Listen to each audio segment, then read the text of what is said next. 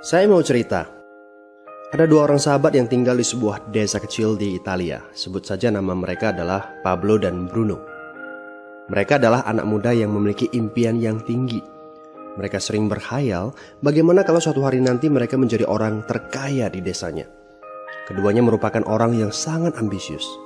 Yang mereka perlukan adalah sebuah kesempatan. Pada suatu hari, kesempatan itu pun datang. Kepala desa memutuskan untuk mempekerjakan kedua anak ini untuk membawa air dari sungai ke sebuah penampungan air di tengah desa. Keduanya masing-masing membawa 2 buah ember dan segera menuju ke sungai. Menjelang sore, keduanya telah mengisi penampungan air sampai penuh. Kepala desa menggaji mereka masing-masing berdasarkan jumlah ember air yang mereka bawa. Wow, Pablo dan Bruno senang sekali. Ini berarti impian mereka akan segera terkabul. Mereka sulit percaya jika mereka bisa mendapatkan rezeki sebanyak ini. Mereka bekerja lebih keras lagi setiap hari agar bisa mengangkut air lebih banyak. Namun, Pablo mulai merasakan ketidaknyamanan. Ia tidak yakin pekerjaan ini bakal buat impiannya terwujud.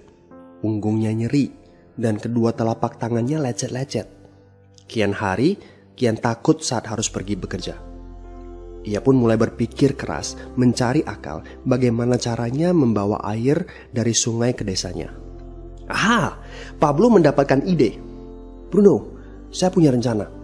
Daripada kita mondar-mandir bawa-bawa ember setiap hari, kenapa kita nggak sekalian aja buat sebuah saluran pipa dari sungai ke desa kita? Saluran pipa? Ide dari mana itu? Seru Bruno. Kita udah punya kerjaan yang bagus, Pablo. Saya bisa bawa 100 ember sehari. Saya akan jadi orang kaya. Di akhir minggu, saya bisa beli pakaian baru. Pada akhir bulan, saya bisa beli seekor sapi. Dan pada akhir tahun, saya bisa bangun sebuah gubuk baru. Nggak ada kerjaan sebagus ini di desa ini. Setiap minggu kita bisa liburan. Setiap akhir tahun, kita berhak cuti selama 2 minggu dengan gaji utuh. Kita akan punya hidup yang layak. Jadi buang jauh-jauhlah pikiran untuk bangun saluran pipa. Tapi Pablo tidak putus asa. Ia akhirnya memutuskan untuk bekerja paruh waktu. Ia tetap bekerja mengangkut ember-ember air. Separuh waktunya, serta di akhir pekan, dia luangkan waktu untuk bangun saluran pipanya. Hal itu tidak mudah. Penghasilannya otomatis menurun dan dibutuhkan waktu 1 hingga 2 tahun sebelum saluran pipanya bisa menghasilkan sesuatu yang berarti. Bruno dan orang-orang desa mulai mengejek Pablo. Dia menyebutnya Pablo si manusia saluran pipa. Bruno yang berpenghasilan hampir 2 kali lipat dari Pablo terus memamerkan barang-barang baru yang berhasil ia beli.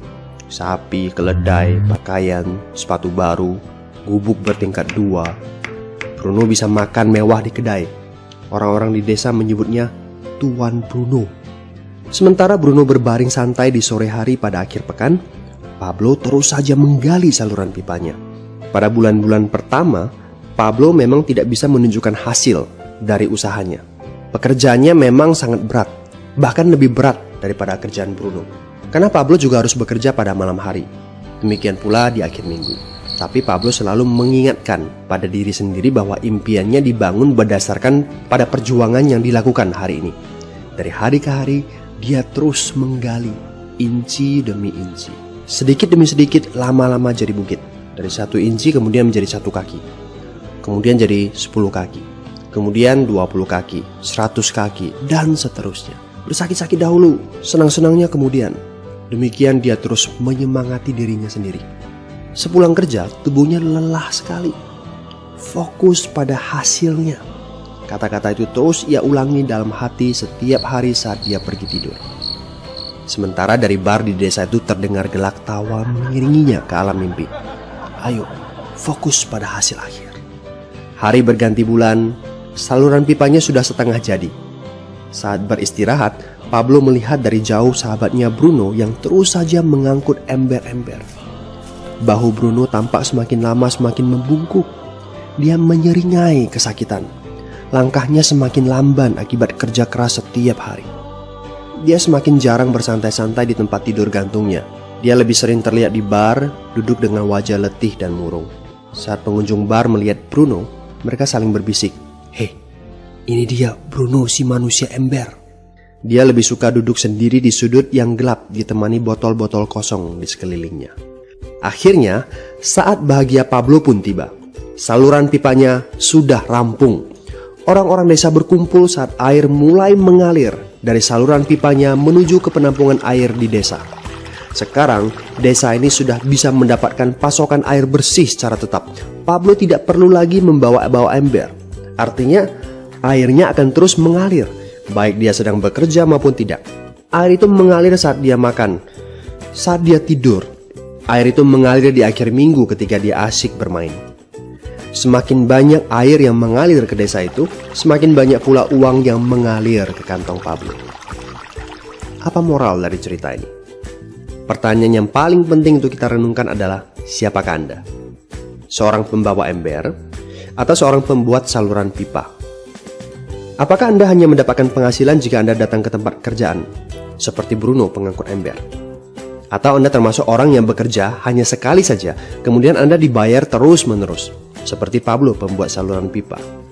Jika Anda termasuk orang kebanyakan, itu berarti Anda bekerja dengan menggunakan pola pembawa ember. Anda membarterkan waktu untuk mendapatkan uang. Maksudnya, bekerja 1 jam dibayar per jam, bekerja 1 bulan dibayar per bulan, bekerja setahun dibayar per tahun. Masuk akal kan? Masalahnya, dengan sistem pembawa ember, masuknya uang akan berhenti saat kita berhenti bawa ember. Artinya pendapatan kita hanya sementara alias tidak langgeng. Kalau di suatu pagi Bruno bangun dan punggungnya terasa sakit, sehingga dia tidak bisa bangkit dari tempat tidurnya, berapa uang yang akan dia dapatkan hari itu? 0 besar. Fakta yang harus kita sadari adalah kita tidak bisa bekerja selamanya karena faktor usia dan kesehatan. Jika kita tidak sanggup membarterkan waktu kita, maka kita tidak akan mendapatkan uang. Pablo jauh hari sudah menyadari keterbatasan ini. Karena itulah dia langsung berpikir untuk menciptakan suatu sistem yang memungkinkan dia untuk terus mendapatkan bayaran baik dengan cara barter waktu ataupun tidak. Pikirkan ini. Bagaimana dengan Anda? Anda mau apa kalau besok penghasilan Anda berhenti? Apa yang akan terjadi kalau Anda dipecat? Apa yang terjadi kalau kemudian Anda sakit atau cacat sehingga tidak bisa membawa ember lagi? Bagaimana seandainya perawatan kesehatan yang mendadak yang harus Anda jalani menghabiskan uang tabungan Anda? Apa yang terjadi bila uang tabungan Anda itu langsung menguap dalam semalam? Kalau penghasilan Anda berhenti besok, untuk berapa lama Anda bisa membayar hipotek Anda? Cicilan rumah, mobil Anda, ataupun untuk biaya sekolah anak-anak Anda? 1 tahun, 6 bulan, 3 bulan, atau 3 minggu? Jelas. Apakah Anda bekerja sebagai penyapu jalan, bekerja di kantor, punya jabatan tinggi, atau memiliki toko, seorang profesional di bidang tertentu, tetap saja Anda membarterkan antara satuan waktu dengan satuan uang. Apakah dengan cara demikian Anda akan aman? Satu-satunya jalan untuk menciptakan keamanan yang sesungguhnya adalah seperti yang dilakukan oleh Pablo, yaitu membangun saluran pipa saat Anda masih bekerja sebagai pembawa ember. Dengan membangun sebuah saluran pipa, Anda cukup mengerjakan pekerjaan sekali saja, capeknya sekali saja, tetapi Anda akan dibayar terus-menerus. Saluran pipa ini akan memberikan Anda penghasilan walaupun Anda sedang tidur ataupun Anda sedang main. Penghasilan ini juga akan terus Anda peroleh setelah Anda pensiun, pada saat Anda sedang sakit ataupun cacat sehingga tidak bisa bekerja, dan juga dalam situasi darurat. Inilah yang disebut sebagai penghasilan pasif. Anda tahu, saat ini kami sedang membangun saluran pipa yang akan memberikan penghasilan pasif. Mau tahu caranya? Hubungi teman yang meminta Anda untuk menonton video ini. Dia punya akses untuk informasi yang Anda butuhkan. Mintalah video lanjutannya, atau jika memungkinkan, bertemu langsung dengan teman Anda.